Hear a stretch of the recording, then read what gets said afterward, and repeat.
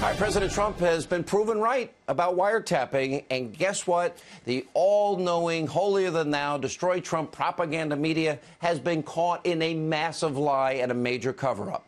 Now, the mainstream media has been misleading all of you, the American people, for months and months about this story. So tonight, we will once again do their job and set the record straight so you have the facts. Now, according to a new report, former Trump campaign chairman Paul Manafort was in fact wiretapped by the FBI under FISA court warrants before and after the 2016 election.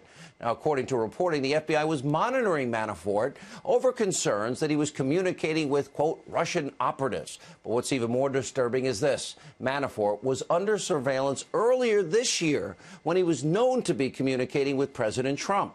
Manafort, earlier tonight, put out a statement and is demanding an investigation into how this information was leaked to the press, and he's also calling for the Obama administration's surveillance of a political opponent to be investigated also. And also tonight, the DOJ did say earlier this month there was no evidence that President Trump was directly targeted for surveillance, but they didn't specify if the president was incidentally caught up in this Manafort wiretap.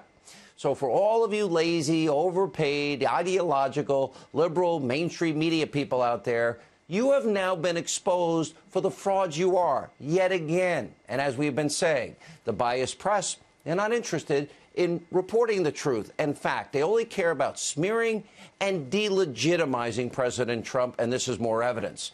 And after President Trump tweeted back in March 4th, that he was wiretapped by President Obama or people in his administration, the Destroy Trump media lost it. They were viciously mocking and attacking him. Watch this.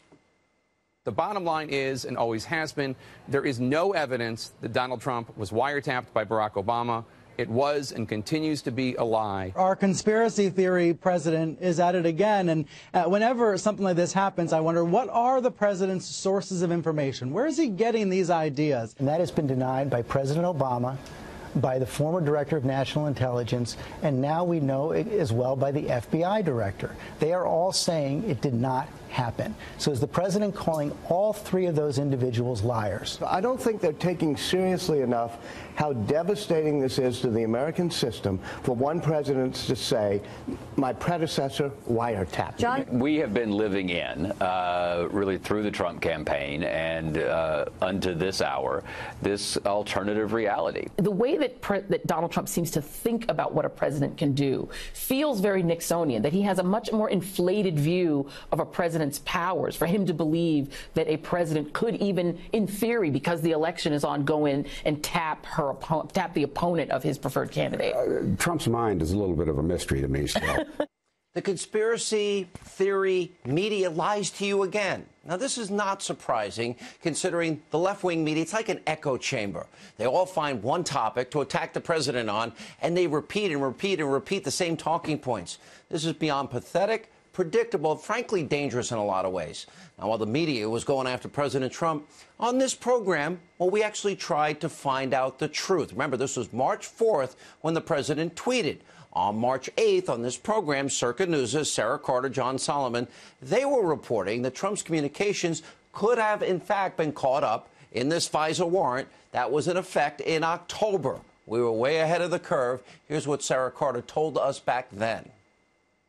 Now, there was also a separate FISA. It was an overall FISA, and I don't have as much information on that. That FISA, though, was a general FISA that covered the whole Russian hacking investigation. What we don't know is who was connected to that FISA. What was that FISA looking at? And that is very highly classified. Nobody wants to talk about that particular FISA right now. There is a distinction between a FISA and then a wiretapping, but they did tap. I mean, they were looking. So the truth was staring all these so-called journalists in the face the entire time. They never followed up on that story. Remember, Sarah Carter, John Solomon, they did all the legwork for them. Of course they didn't. It doesn't fit their narrative, their ideological agenda. They'd just rather repeat each other's lies and conspiracy theories than report the facts and explain what's really going on, something you deserve. And after breaking this story, well, some of the anchors over at the fake news network CNN, even now, they finally are having to start to admit that President Trump was right the entire time. after March 4th this happened. Take a look. Hold on a second, Maggie, because I do think it sounds like the president was right. If Paul Manafort has a residence in Trump Tower and Paul Manafort was being surveilled and wiretapped, Trump Tower was wiretapped. No, it was not. I'm sorry. I mean, how do you know? Well, I don't know, but I know that what we know so far does not indicate that Trump Tower, my lines, as he put it, were, unless you were saying that he owns every single thing in Trump Tower. Yeah, that is what he's saying. The president came out about this, right? We all remember those tweets on March 4th. Let me just read them again for anyone who's forgotten. Terrible. Just found out that Obama had my, quote, wires tapped in Trump Tower just before the victory. Nothing found. This is McCarthyism. He continued, how low has President Obama gone to tap my phones during the very sacred election process? This is Nixon Watergate. Bad, open parentheses, or sick guy. He was derided for this. But, Mark, is he somehow vindicated tonight? So when will other members of the establishment destroy Trump media? When are they going to come forward and admit they had it wrong? Now, there's a very important fact in this story that cannot be ignored, and that is Obama's former director of national intelligence, James Clapper. He denied on Meet the Press back in March that there was ever any wiretappings of President Trump or his campaign. And he also said there was no evidence of a FISA court warrant. Listen to what he says. Watch this. For the part of the national security apparatus that I oversaw as DNI, there was no such wiretap activity mounted against the president-elect at the time, or as a candidate, or against his campaign. There is no FISA court order? Not to my knowledge. Of anything at Trump Tower? No. Wrong and shocking. Now, Clapper needs to be hauled in front of Congress, and he needs to be ordered to testify under oath about everything that he knows and how he went on television and said something that's not true. Because guess what? He doesn't appear to be telling the truth yet again in the clip we just showed you. It's inexcusable.